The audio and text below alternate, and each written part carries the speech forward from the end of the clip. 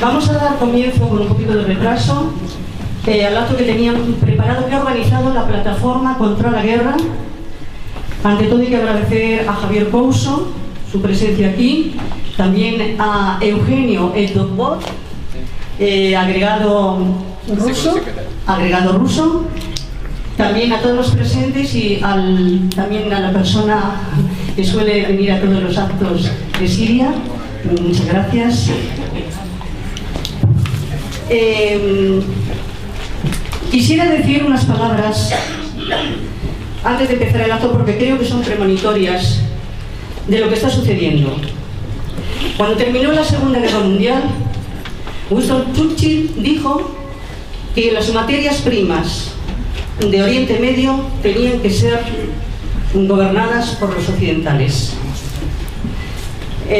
No hace tantos años, Condoleezza Rice, secretaria de Estado de la era Bush, dijo que esa zona Oriente Medio iba a sufrir un parto muy doloroso. Y no hace tanto, más cercano en el tiempo, uno de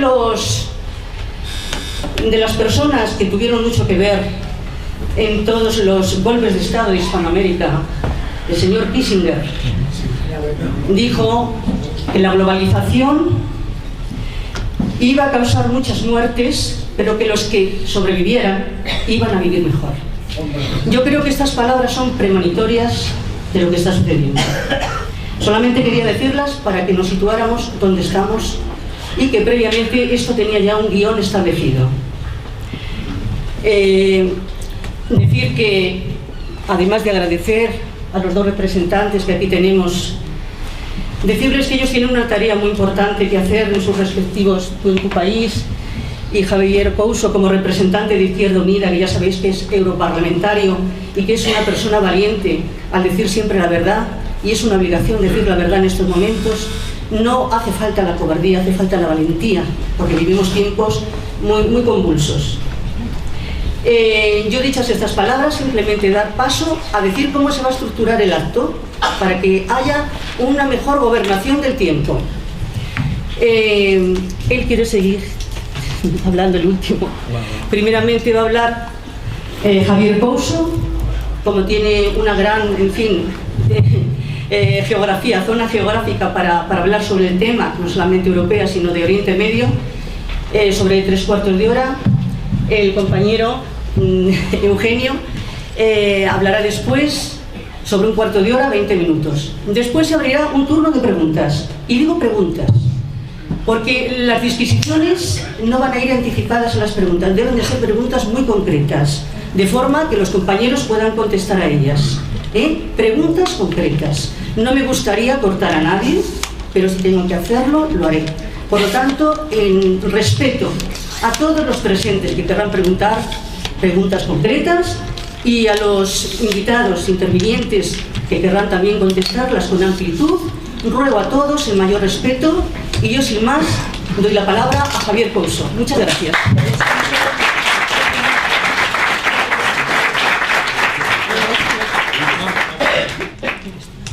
A ver, me dicen que no se oye. ¿Se oye por detrás ahora? Fuera. No, sí. No sé qué. Si queréis grito o algo. Bueno, buenas noches ya. Lo primero, dar las gracias. Gracias por la invitación. Gracias a los organizadores y a las organizadoras, a la Plataforma Global contra las Guerras, y gracias otra vez más al CAUN por prestar este espacio. No es la primera vez que estoy aquí y espero que tampoco sea la última, porque creo que el CAUN representa un espacio necesario.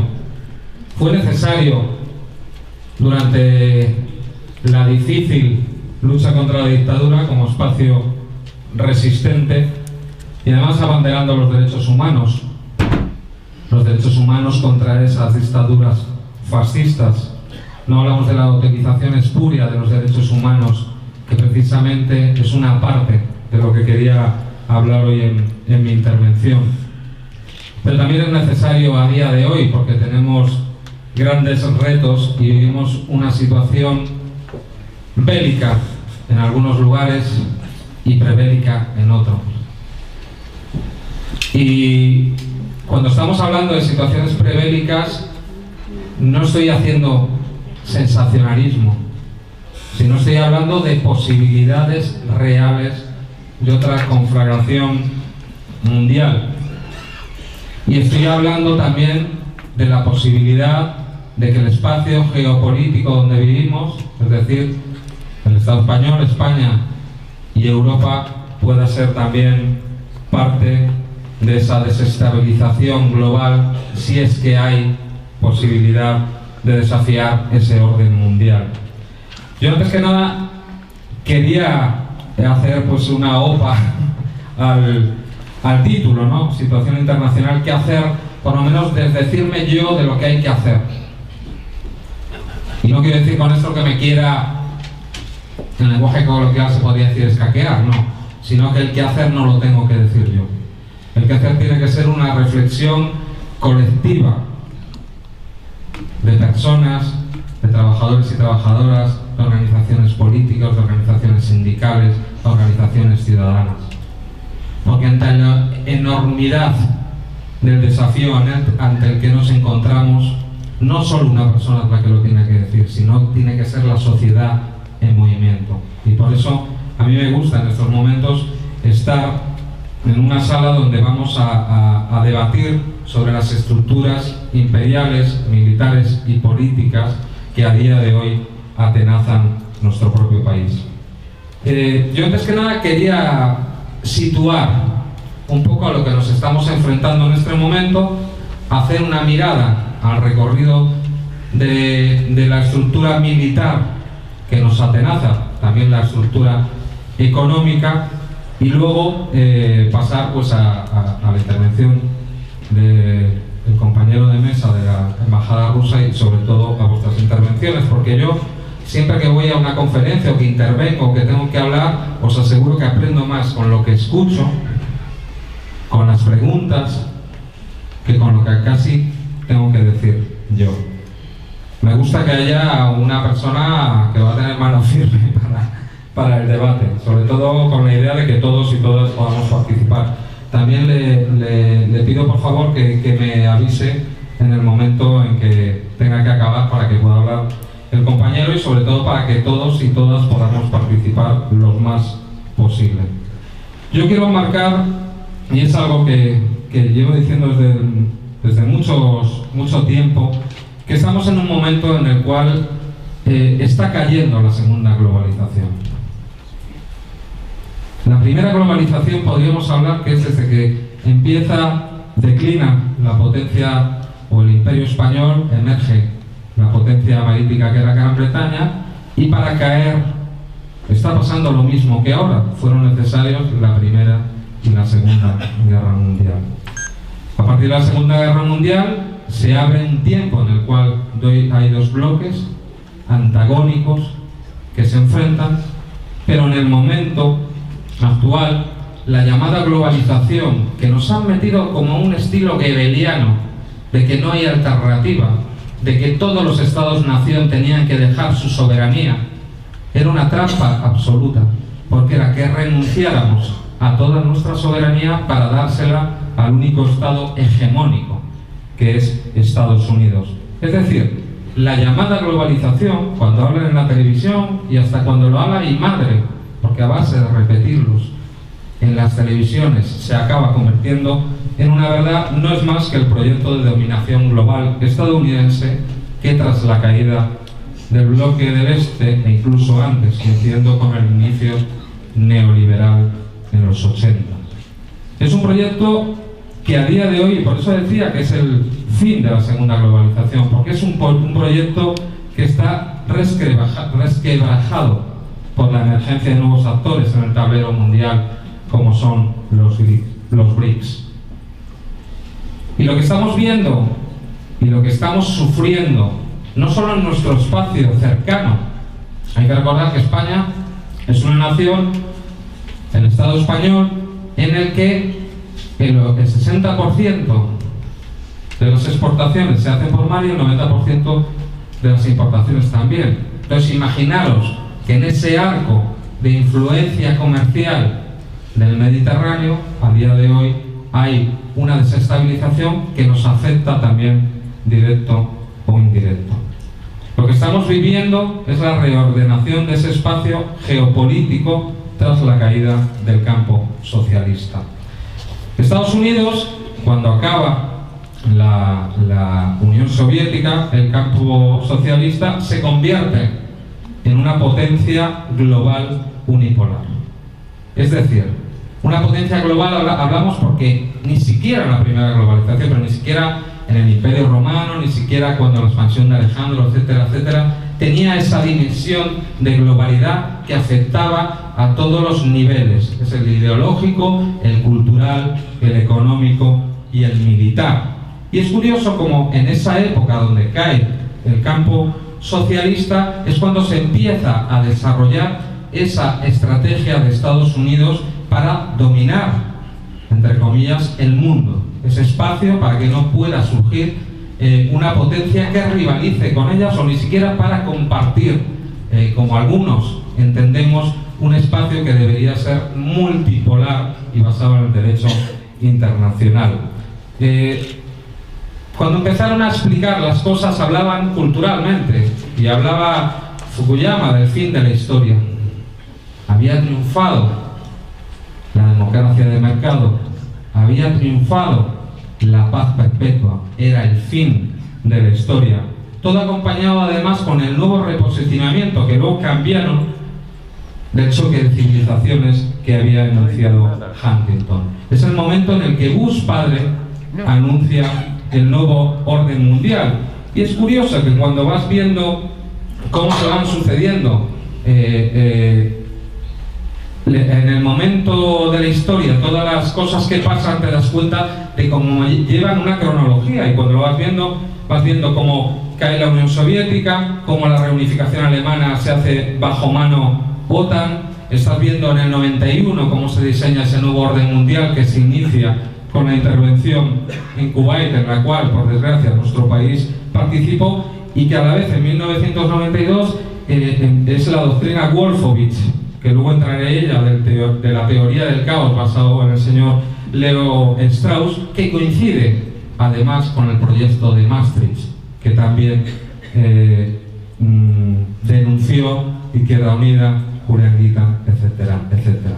Es decir, estamos viendo que no hay nada casual en el diseño geopolítico.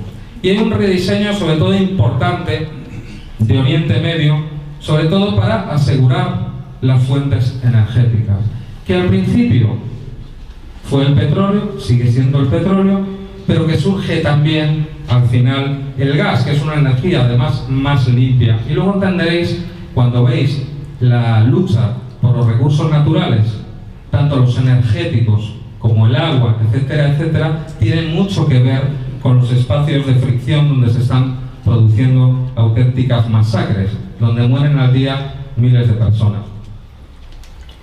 Lo que se trataba con eso es, primero, antes que nada, evitar el acceso de China, que es una potencia económica de primer nivel, a día de hoy superando incluso a Estados Unidos, y después a los otros países emergentes, los llamados BRICS, y sobre todo a Rusia. El factor más importante, y se entiende perfectamente cuando lo vemos, es el control de los recursos globales. ¿Por qué es necesario ese control de los recursos globales? Porque son necesarios para inyectar capital y energía a la estructura industrial. Y cualquier país soberano o cualquier federación de países soberanos solo puede avanzar teniendo una estructura industrial que le permita una independencia económica. Por eso estamos viendo que los choques donde se producen, sobre todo a día de hoy, es la zona de Oriente Medio, es la zona de África, donde se intenta contener a China, y también son los puntos de unión para mantener a Europa separada de su vecino, como puede ser Rusia. La primera fase la vimos toda. Primero hablábamos de la primera guerra del Golfo, luego fue el nuevo reordenamiento. Incluso tuvimos en el año 2006, conocimos el mapa para un nuevo Oriente medio ampliado del coronel Ralph Peters. Era un proyecto antes del 2006 y que anticipara todo lo que se estaba desarrollando actualmente, que es la idea de quitar el acceso a las fuentes de energía que necesita una primera potencia como China, que tiene la misma debilidad estratégica que tenemos Europa. No tenemos acceso dentro de nuestro país a esas fuerzas energéticas. ¿Por qué se quería acabar en primer lugar con Irak? ¿Por qué? Porque era una potencia regional.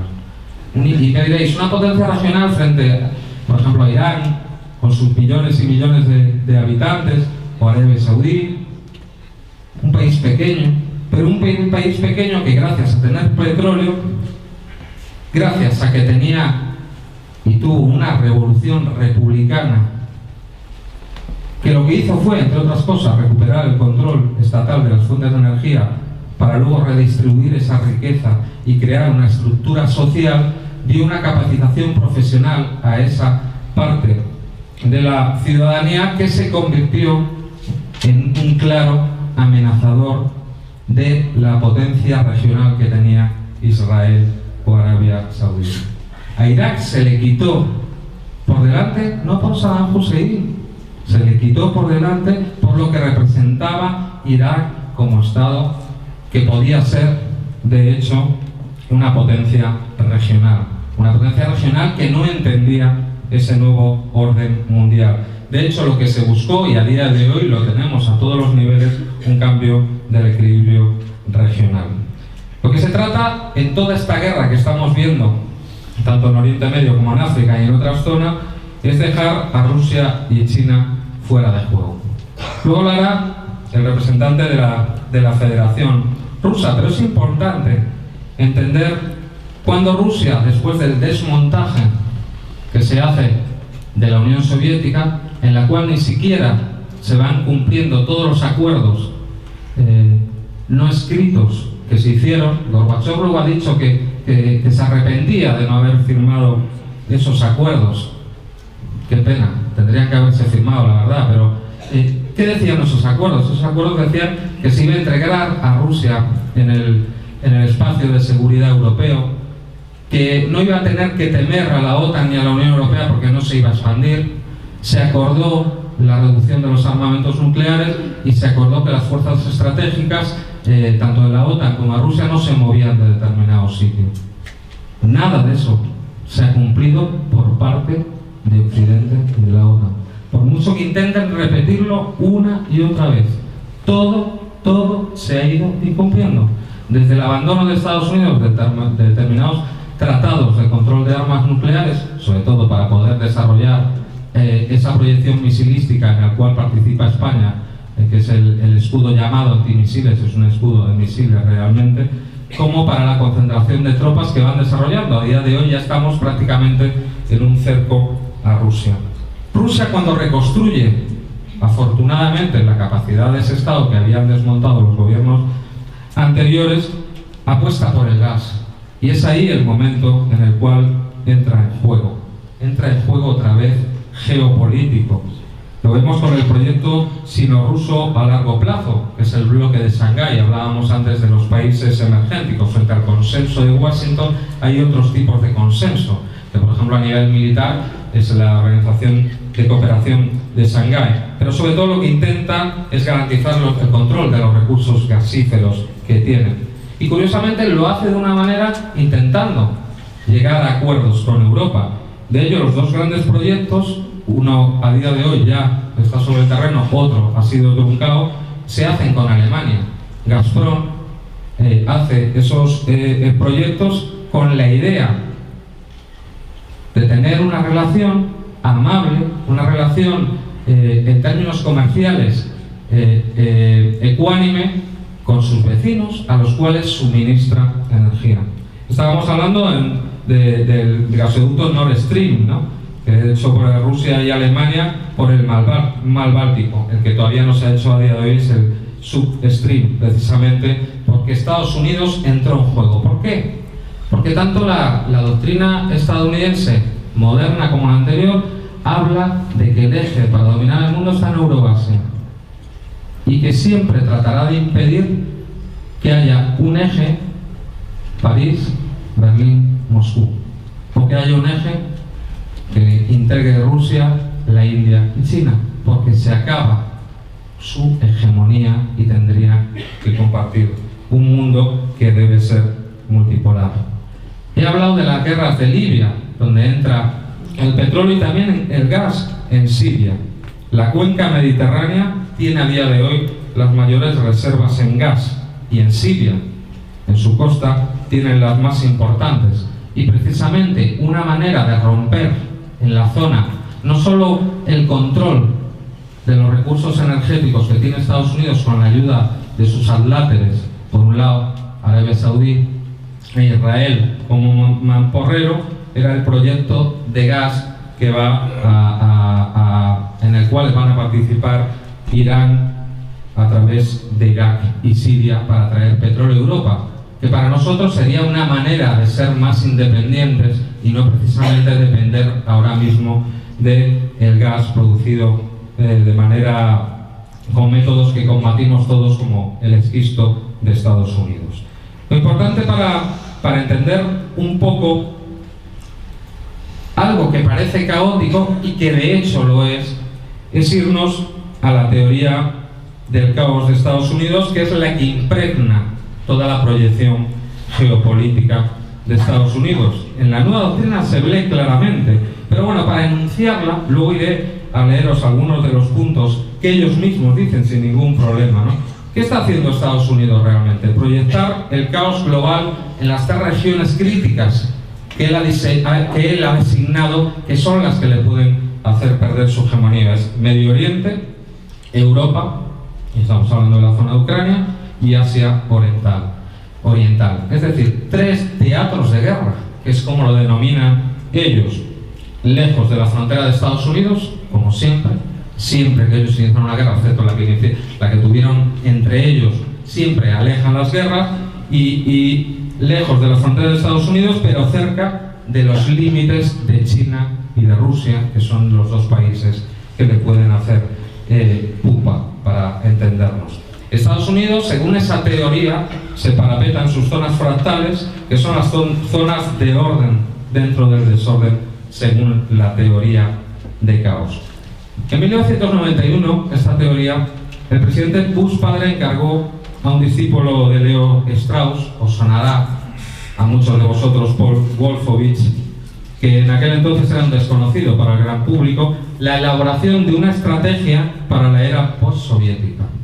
Es la doctrina Wolfowitz, que explicaba que la supremacía de Estados Unidos exige imponer riendas a la Unión Europea. Esto es muy importante para lo que hablemos luego. En Europa, el papel del Pentágono afirma que una presencia estadounidense sustancial en Europa y la cohesión continua dentro de la Alianza Occidental sigue siendo vital, pero sobre todo para evitar una relación de competencia de países en desarrollo, debemos tratar de evitar la aparición de arreglos europeos de seguridad que socavarían la OTAN. O sea, estáis viendo como en el año 92 ya están diciendo que Europa jamás podrá tener ni siquiera un proyecto de disuasión militar autónomo, porque socavarían la seguridad de Estados Unidos. Los objetivos de esta estrategia de defensa es prevenir el resurgimiento de un nuevo rival.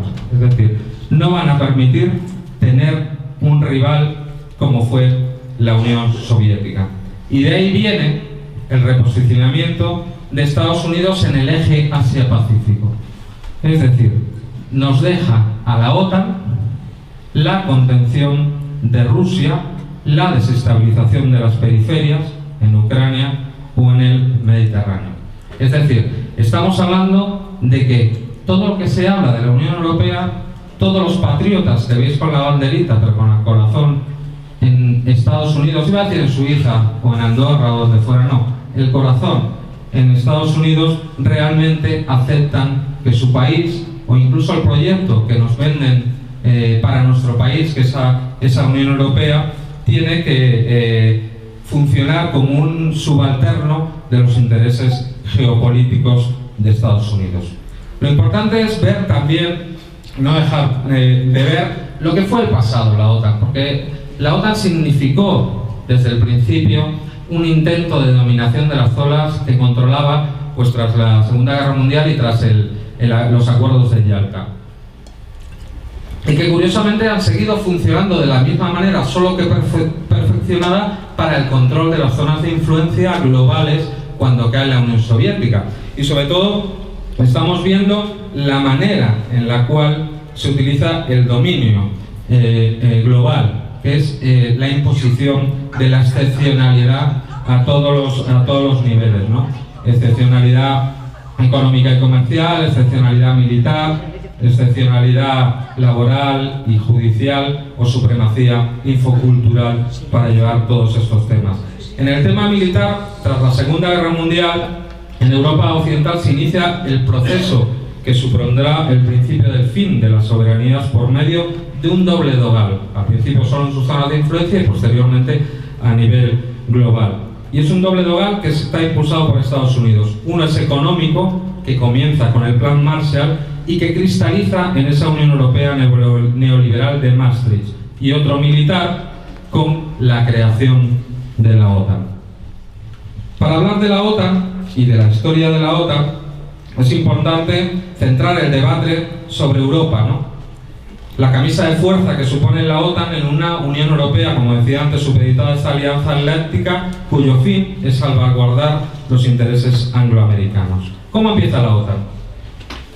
Curiosamente preparan el escenario, de la manera goebbeliana, en la cual se dice que nosotros no somos culpables. Eso lo utiliza Hollywood completamente, ¿no? Veréis las películas estadounidenses que nunca hay un criminal de guerra. Y el día que tiene que ser criminal de guerra, no es porque él quisiera, es porque los malos son tan malos que le obligaron a hacerlo. Pues es lo mismo, empieza con la doctrina Truman, en marzo de 1947. Los pueblos libres del mundo nos piden ayuda. O sea, ellos mismos se lo guisan, ellos mismos se lo coman. El antecedente es el Plan Marshall, que entenderéis muy bien ahora. Junio de 1947. ¿Qué trataba de hacer el Plan Marshall? Conjurar una crisis de sobreproducción después de la Segunda Guerra Mundial. Es decir, que Europa no volviese a reorganizar su comercio con sus colonias o ex-colonias, como pasó tras la Primera Guerra Mundial sin usar dólares. Eso es importante. El crédito estadounidense se convierte en un arma. Y de hecho, cuando hablaba antes de la excepcionalidad económica, tiene que ver con todos esos instrumentos que se han desarrollado a posteriori. Y estamos hablando de la Organización Mundial del Comercio, estamos hablando del Fondo Monetario Internacional, estamos hablando del Banco Mundial, estamos hablando de las agencias de calificación. Son otro tipo de guerra. Porque existe una guerra militar, existe una guerra no convencional y existe una guerra económica. Hay países de América Latina que lo saben perfectamente. En 1949 se firma el Tratado del Atlántico Norte. En su enunciado dice que respeta a la ONU y que está constreñida por el derecho internacional humanitario. Esta firma viene precedida de conversaciones secretas en el Pentágono entre Estados Unidos, Gran Bretaña y Canadá. Quedaros con este detalle, porque curiosamente estos países más otros dos son los que luego hemos descubierto en el espionaje global a día de hoy, en Prisma, etcétera, etcétera. En 1950 la OTAN se convierte en una organización y, según su enunciado, es una alianza nuclear cuyo mando y por ende el control de las armas subatómicas desplegadas estará siempre bajo control estadounidense. O sea, a día de hoy incluso el que tiene el mando del botón, lo que le llaman SACEUR, es siempre estadounidense. O sea que cuando nos hablan de que la OTAN es un pilar europeo, más bien es una pata estadounidense en Europa, porque nosotros no tenemos, de hecho, en nuestros militares o el presidente del gobierno no tiene el control sobre esas armas nucleares que a día de hoy pasan por nuestra tierra. Que nos cuenten que no pasa. Aquí pasan, no solo pasan en Rota, nos podrían decir qué buques pasan y si tienen armas nucleares o no tienen armas nucleares. La doctrina de la OTAN hasta el final de la Guerra Fría será la de un mundo bipolar con un archienemigo, como a ellos les gusta hacer, emanado, todo aprendido además de la doctrina goebbeliana de control de la información. Y tiene diferentes planos estratégicos. El archienemigo era la Unión Soviética. Y veréis, de esto no nos han contado mucho los grandes medios de comunicación, la agresividad de una organización militar que estuvo a punto de llevarnos a una guerra nuclear sacrificando Europa. Y luego veréis por qué. El primer plan era el plan NSC-68, era maniqueo. La Unión Soviética es el mal y hay que acabar con ella por aniquilación militar. 1954 cambia la doctrina nuclear. Propone una respuesta nuclear total con represalias masivas a todo ataque importante. En este momento, Francia, y yo, a pesar de ser una persona de izquierdas, es una figura a la cual respeto, por lo menos en política exterior, el general de Gaulle, abandona la estructura militar al no tener control sobre las armas atómicas desplegadas en territorio europeo. O sea, menos mal que un dirigente europeo se dio cuenta de que éramos una plataforma o un portaaviones para tener amenazado a la otra parte del mundo. En 1967 Kennedy nos habla de la respuesta flexible. Es una respuesta convencional y una guerra limitada en zonas de especial peligro, comprendidas desde el extremo oriental, Turquía, en torno a la periferia de Euroasia, con respuesta nuclear limitada incluso en suelo europeo. Ya les empezaba a dar un poco igual lo que nos pudiera pasar a los europeos, o sea, respuesta nuclear limitada. Llegó la de entente o distensión. Fue un síntoma geopolítico de la crisis económica, ¿no?, que desembocará en la desregulación y el neoliberalismo en los 80. Y luego llega Carter, es lo que os hablaba antes, esa estrategia del primer golpe, que nosotros tenemos que dar el primer golpe nuclear y por eso se hace un rearme europeo por una doctrina nuclear agresiva con armas nucleares para precisamente dar ese primer golpe. Llega Reagan, que es el momento en el que hemos estado cerca de la peor posibilidad de tener un inicio de una guerra nuclear total. La doctrina se llamaba La victoria es posible, 1981. ¿Y qué decía? Que no hay que contener al bloque soviético, sino derrotarlo, hasta con una guerra nuclear limitada y prolongada.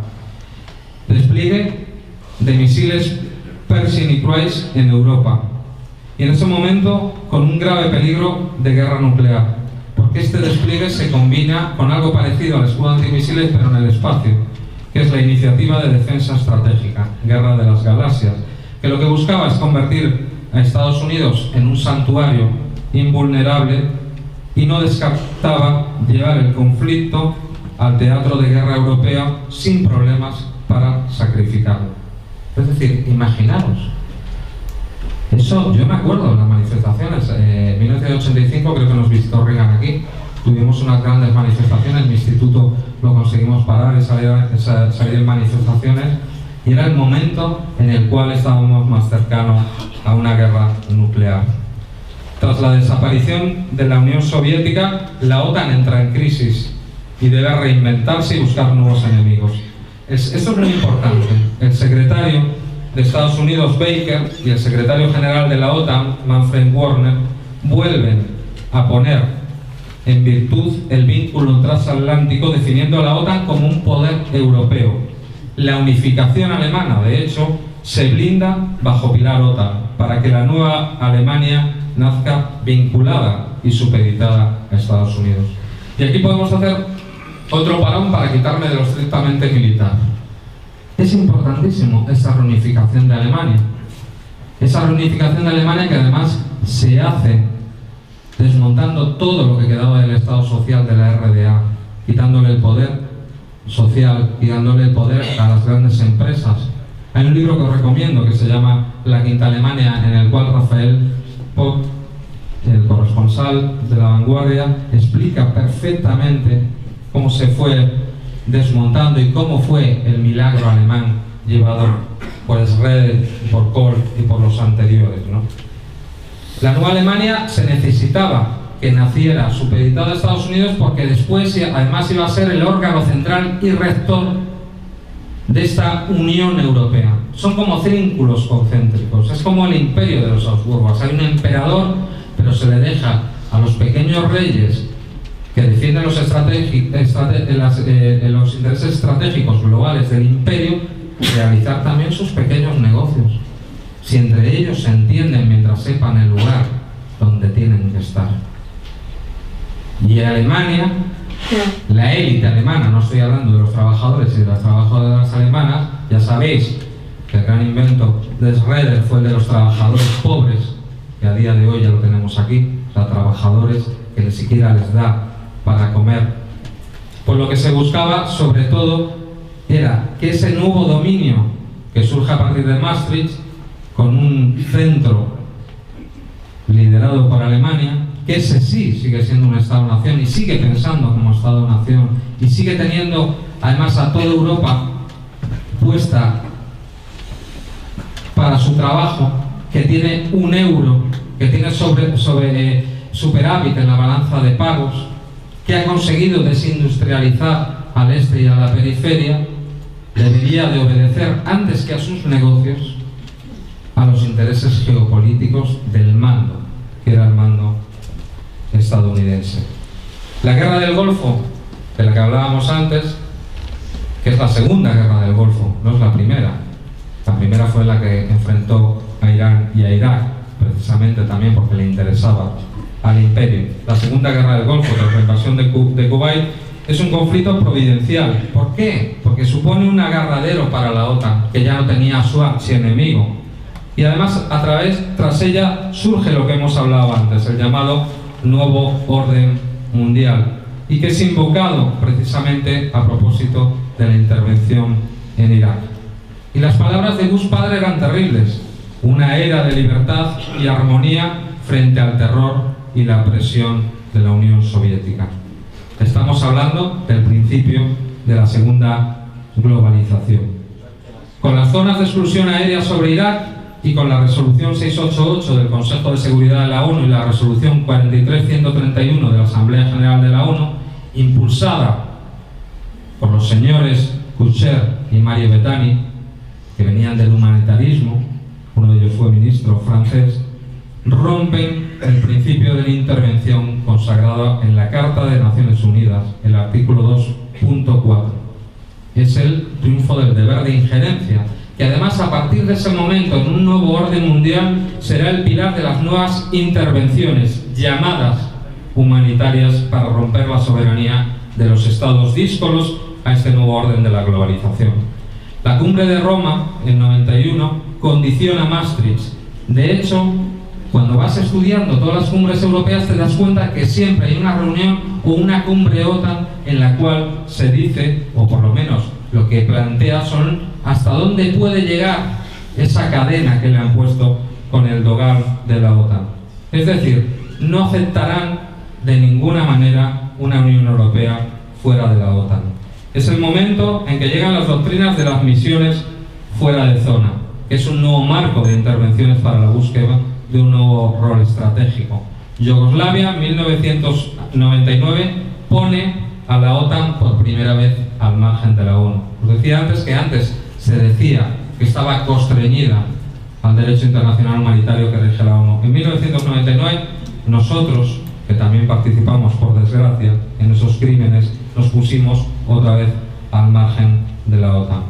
Y se crean los nuevos enemigos. Es el momento de luchar, lo que dicen ellos, contra el nacionalismo, contra el islamismo, que se sustituye a partir del año 2001 por la guerra contra el terrorismo. No quiero dejar pasar lo que es la OTAN sin hablar de la última cumbre importante, que no fue la de Gales, sino la de Lisboa en 2011, que moldea ya la OTAN de la globalización. Es una OTAN que debe dar miedo. Ya no acepta ni siquiera lo poquito que se había conseguido ganar los pueblos con las cartas de Naciones Unidas. O sea, es una OTAN que dice abiertamente que no va a estar supeditada, ni siquiera, no ya a la Asamblea General, sino al Consejo de Seguridad. El marco de intervención se amplía. Es un marco de intervención global. O sea, pueden actuar en cualquier lugar del mundo donde a ellos les dé la gana. Y además hablan de los lugares donde van a participar y sobre todo de los supuestos en los cuales van a intervenir, que es la defensa de los recursos energéticos, que curioso, lo que hablábamos antes, ante una crisis de migración, lo cual es muy grave, y también para el control de los recursos acuíferos. O sea, eso es lo que antes os estaba un poco explicando, que tenía que ver con no solo ya era el petróleo y no solo ya era el gas, sino que tenía mucho que ver con el agua, que va a ser otra zona de guerra, ¿no? En términos geopolíticos se produce ya a día de hoy una nueva doctrina estadounidense. La nueva doctrina estadounidense lo que hace es que se cambia hacia el eje Asia-Pacífico. Es decir, se quiere contener a China. Toda la estructura militar estadounidense se destina a contener a China, que es ya a día de hoy, como os decía, la primera potencia económica, pero que además es un axioma que se sabe y se estudia en todas las facultades, que estudian tanto Derecho Internacional como Geopolítica, que una potencia económica de primer orden acaba siendo una potencia militar. A día de hoy, según dicen los analistas, Estados Unidos le lleva 30 años de ventaja a China, pero es una ventaja que se estrecha cuando China cada vez va teniendo más poderío militar, tiene también más capacidad de desarrollar productos de valor añadido en el campo de la tecnología y el despliegue militar. Lo que nos aboca a España y a Europa es el papel destacado, un rol protagónico para la contención de Rusia y el control del norte de África. Por desgracia, somos protagonistas de una nueva guerra que cada vez es menos fría. Se señala a China como el verdadero enemigo, se prevé un aislamiento de Estados Unidos cada vez mayor, se desecha el Atlántico Norte y Europa Central como ejes centrales y se cede su cuidado a los países europeos de la OTAN. Es decir, se otorga un uso táctico a Oriente Medio donde sí se adelantan las fuerzas de intervención estadounidenses y se dominan zonas estratégicas que pueden propiciar como objetivo prioritario el aislamiento que lleve a la neutralización de China. Los datos de esa nueva guerra lo estamos viendo. Ya de hecho desde el 2007 se reanudaron los patrullajes regulares de la Fuerza Estratégica Rusa. Y bueno, a partir de toda la presencia que tiene España, pues nos hemos convertido en el centro de esta doctrina de contención, pues somos las bases o el portaaviones del despliegue de la Unión Europea y de la OTAN. ¿Qué tenemos ahora mismo? Cuando ha cambiado la estructura de mandos de la Unión Europea, el papel que han dado a España es casi superior al que tiene Alemania. Y eso que Alemania es uno de los países con más bases militares que tiene Estados Unidos en el mundo. Y no os estoy hablando de un país que tenga unas pequeñas bases recíprocas, no, estoy hablando de un país que tiene cerca de 1000 bases. 1000 bases militares desplegadas por todo el mundo. Y a día de hoy España se ha convertido en el principal punto de proyección de la contención de Rusia. Algo que la OTAN vende como seguridad, pero que nuestro vecino, con el cual no hemos tenido ningún problema, ve como amenaza. Y estoy hablando del escudo antimisiles o el escudo de misiles del Morón, que es parte de un sistema de armas que en su primera fase naval se ha puesto en marcha en Rota por medio de nuestras fragatas F-100 Álvaro de Bazán y de los destructores estadounidenses dotados con sistema EGI, que son los sistemas que pueden detectar los misiles y lanzar otros. Esto se va a completar, y se está completando ya, en este año se completará con el despliegue de ese sistema de armas de los EGIs terrestres, que se van a poner en Polonia, que se van a poner en Chequia y que se van a poner en no me acuerdo qué otro lugar, no me acuerdo si era Rumanía. ¿Y esto a qué nos ha llevado? Pues nos ha llevado a que Rusia, evidentemente, ante una amenaza que además lo que hace es que rompe el equilibrio armamentístico pactado después de la caída de la Unión Soviética, como había anunciado antes, pues responde, evidentemente. Y había que preguntar, y algunos lo sabemos y algunos lo saben, dónde apuntan los ICBM Topol y lo que nos va a llevar es al despliegue también preventivo en Kaliningrado, pues de los Iskander-M, que son misiles tácticos que pueden llevar cabezas nucleares. No solo eso, España es la parte importante y central del US AFRICOM, es decir, del Comando Estadounidense para África, cuya fuerza de tarea especial para los marines está situado en Morón. Es decir, desde Morón se pueden lanzar las primeras operaciones para controlar el norte de África, con una importancia especial también, no hay que olvidar, a Níger, que es un país que tiene 5 fronteras, donde está la base de drones, una de las bases de drones de la OTAN y de las operaciones especiales. Morón no se queda solo en eso, es la pista más larga de Europa, donde pueden aterrizar y despegar las fortalezas volantes y los Galaxy, y además es uno de los centros, de los pocos centros del espionaje en el espacio profundo que hay en el mundo. No nos quedamos ahí solo con eso. En la nueva reordenación de la estructura de mandos de la OTAN, Torrejón, ¿os acordáis de todas las manis que hemos ido a manifestaciones a Torrejón? Torrejón el día de hoy, que había dejado de ser un centro de amenaza global, es a día de hoy otro centro, porque es uno de los 2 centros de mando de las operaciones aeronáuticas de la Alianza. Pero aún tenemos más. Tenemos el cuartel de alta disponibilidad de Vétera, de la OTAN, que además va a tener una importancia en la nueva estructura en la cual se van a desarrollar los grupos de batalla, que son grupos de batalla de rápida intervención de tamaño de una división. En Vétera estará.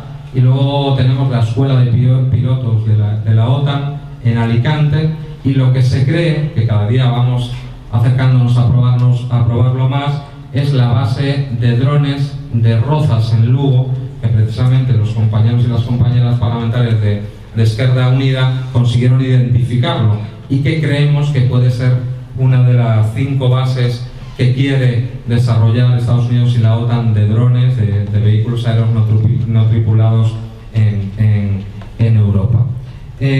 Como os podéis dar cuenta, nos encontramos en el centro mismo del despliegue, de la punta de lanza contra nuestros vecinos.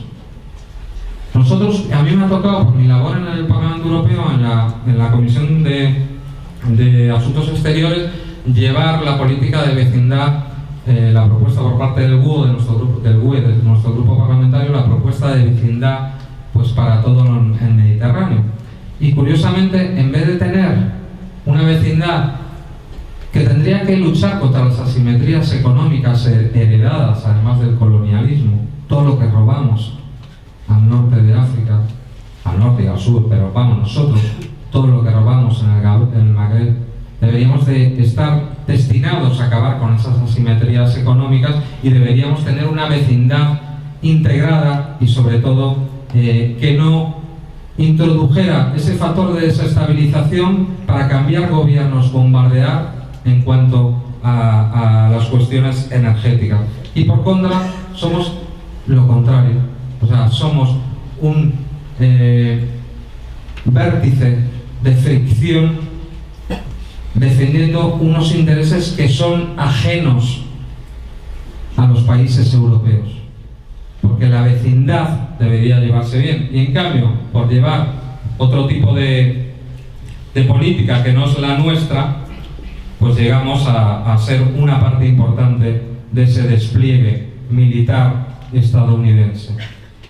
Para ir acabando, porque ya voy a ir acabando mi exposición, quería explicar un poco otra de las partes en las que se basa la supremacía de Estados Unidos, y que tiene que ver mucho con lo que estamos viviendo, lo que se está viviendo en América Latina, pero también en el norte de África o en el Mediterráneo. Estamos hablando de la guerra no convencional. Y yo la he señalado de 2 maneras. La guerra no convencional, porque antes estábamos hablando de la guerra directa y convencional, como son estas alianzas militares como la OTAN, sino en la que no se ve, y la que ayuda además a mantener a Estados Unidos el control global, como hablaba antes, ¿no? Una es la guerra infocultural, y la he denominado así, tiene que ver con el infoentretenimiento, con lo que se forman las conciencias. Y lo primero es la industria cultural de Hollywood. Y además se ha estudiado mucho, muy ligada a los servicios secretos, como expansión de la creación en la psique de modos de vida a la cual anhelamos incluso sin saberlo. Es decir, cuando todo nuestro, todo nuestro espectro cultural está basado en ese maniqueísmo de Hollywood, acabamos, incluso la gente que hemos comprendido lo que es el imperialismo, que intentamos comprenderlo, acabamos inconscientemente adoptando determinados patrones que son los que vende el hegemón, que es Estados Unidos. ¿Y por qué es tan importante la industria cultural de Hollywood? Porque hereda y porque ha estudiado todos los principios de la propaganda de Goebbels. Todos, la repetición, el maniqueísmo, lo que os hablaba antes de que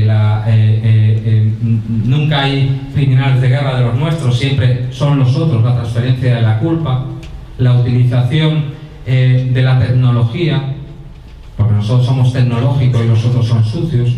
Eso, la repetición de una mentira, eso se ha convertido en uno de los pilares de la penetración cultural. Pero además también podríamos decir la información o la pseudoinformación, porque la industria cultural llega al 80%, pero la información llega a un 20% de la población. Y estamos viendo cómo toda esa hegemonía informativa ayuda a vender esas guerras, porque no hay ninguna manera de aplicar las guerras de las cuales luego hablaré, de la cuarta generación o la injerencia humanitaria, si no tienes los grandes medios de comunicación que machacan sistemáticamente con una idea con la otra. Afortunadamente vivimos un momento en el que, gracias a la irrupción de estos BRICS, de estos polos o multipolos, tenemos algunos ejemplos de información que contrasta con la verdad única que nos están imponiendo los grandes medios de comunicación. Y sí, estoy hablando de Telesur, forjada en la cabeza de dos grandes, de Hugo Chávez y de Fidel Castro. Estoy hablando de Russia Today, estoy hablando de Hispan TV, estoy hablando de otras muchas expresiones que están siendo atacadas a día de hoy porque están contrastando. Y además llegan, porque lo hacen bien. Hillary Clinton hace 2 años intervino ante el Senado para pedir más dinero para los medios estadounidenses porque estaban perdiendo la guerra global.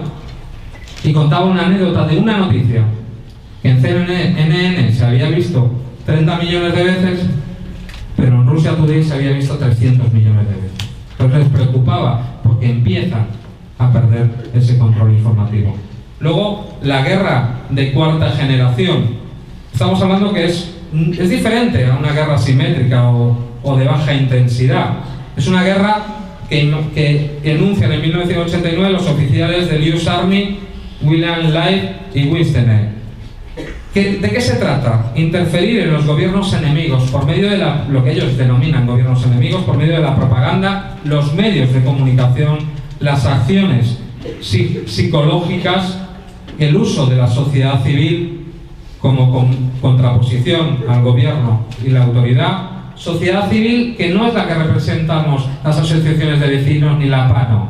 Sociedad civil son gente que se presenta de la misma manera, muchas veces engañada, pero con financiamiento de los grandes personajes. O sea, no solo el Instituto Internacional Republicano, sino instituciones como la George Soros, etcétera, etcétera. Es decir, la instrumentación de la población civil para los intereses geopolíticos de potencias extranjeras.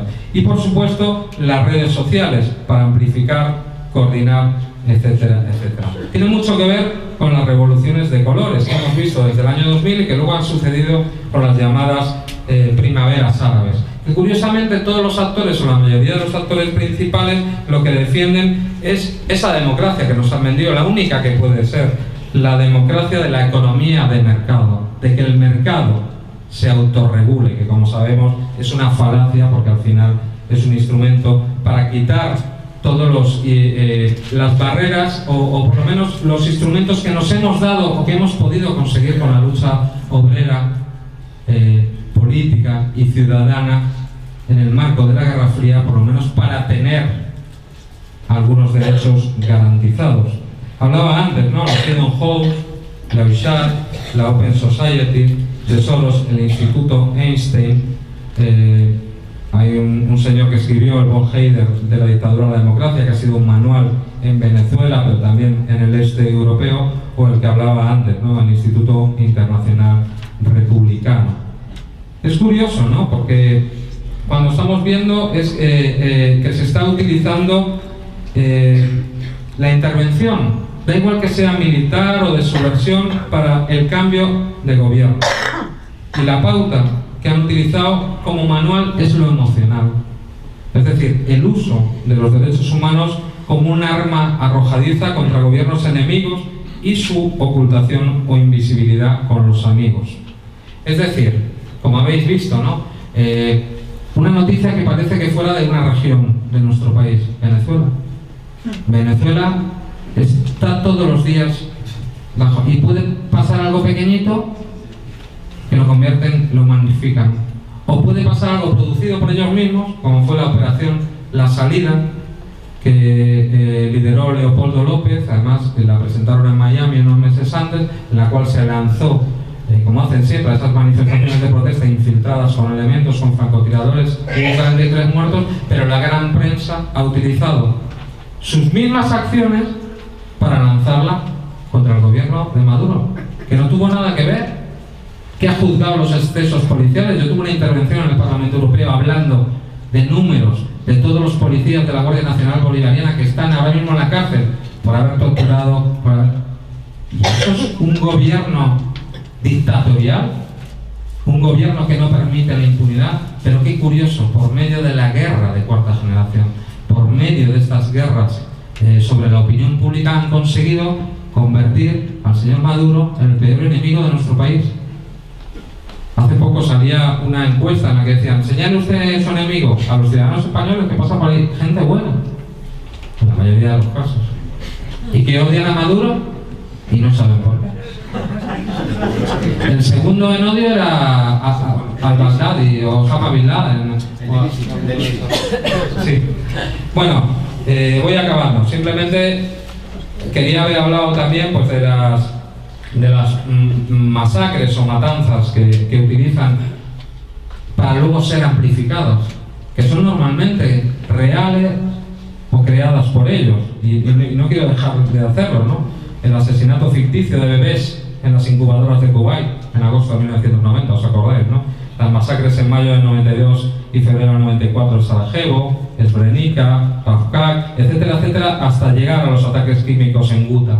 O sea, son acciones que se utilizan para que esa opinión pública acepte la intervención dentro de un Estado, lo cual está prohibido por el derecho internacional y por lo que hablábamos antes de la Carta de Naciones Unidas. La no intervención, la no injerencia. La ganzúa que utilizan es impresionar, de la misma manera que hacía Goebbels con las emociones, por guerras, o sea, por atentados creados o inducidos por determinados poderes. Y ya para acabar, y sin quererme meter, también, me gustaría, pero no tengo tiempo, la guerra económica, porque es importantísima. Estados Unidos tiene miedo, es el hegemón, pero necesita el monopolio del dólar. Por eso cambiaron el patrón dólar por cambios flotantes que se basan en la moneda estadounidense. ¿Por qué? Porque es el país más endeudado del mundo. Es el país que tiene un endeudamiento billonario en lo comercial, 505.000 millones de dólares, y en lo fiscal 59,4 billones de dólares. Es decir, la economía USA depende interna y externamente del poderío de su moneda a escala global. Y aquí también se está produciendo una batalla, porque los países emergentes están empezando, se han convertido a día de hoy en países suficientemente emergidos y protagónicos. Y además están desarrollando instrumentos económicos para su defensa, para acabar con esas armas económicas de las que hablábamos antes, porque el mundo financiarizado todavía pivotea sobre el suelo norteamericano, es decir, su arquitectura económica financiera aún continúa siendo soporte de las relaciones geoeconómicas. Y hablaba por eso del FMI, del OMC, del Banco Mundial, de la CIAC. Curiosamente, tenemos en esa respuesta el Banco de Desarrollo y el Fondo de Reservas de Asia, que es una reacción precisamente de los BRICS para que se les tome también en cuenta. Pero bueno, aquí me paro. Simplemente lo que he querido hacer es trasladar una visión global de lo que nos está pasando, para que no nos puedan vender que esas guerras, esas crisis de refugiados son catástrofes naturales, que la destrucción de un Estado como el iraquí, como el libio, o como la pretensión de destruir al Estado sirio, que afortunadamente no lo han conseguido, no son accidentes, no es algo que es como que oye llover, sino que pertenece a un plan preestablecido para los países que se alejan del Siwana o del orden internacional unipolar liderado por Estados Unidos. Yo no sé muy bien lo que hay que hacer en reglas generales, pero lo que sí tenemos que hacer es armarnos intelectualmente para entender lo que nos está pasando. Desafortunadamente no tenemos grandes medios de masa, pero con una labor paciente de reflexión colectiva, de trasladar esos problemas al común de nuestra gente, creo que se pueden empezar a cambiar las cosas. En nuestra responsabilidad o en nuestros hombros, la primera misión es ser claro, valiente y sincero. Y es algo que intento hacer en mi labor en el Parlamento Europeo. Os aseguro que es un lugar complicado, en el cual me insultan, en el cual nos minimizan, pero en el cual tenemos el orgullo de llevar la voz de esos pueblos que sobre el terreno resisten, sea como Cuba, con su dignidad pacífica, aunque armada, y sea como pueblos hermanos como en Venezuela resistiendo al golpismo, sea como pueblos hermanos como Siria y otros con las armas y la dignidad en la mano. No nos rindamos, tenemos la razón y tenemos que parar a estos criminales que nos van a llevar a una tercera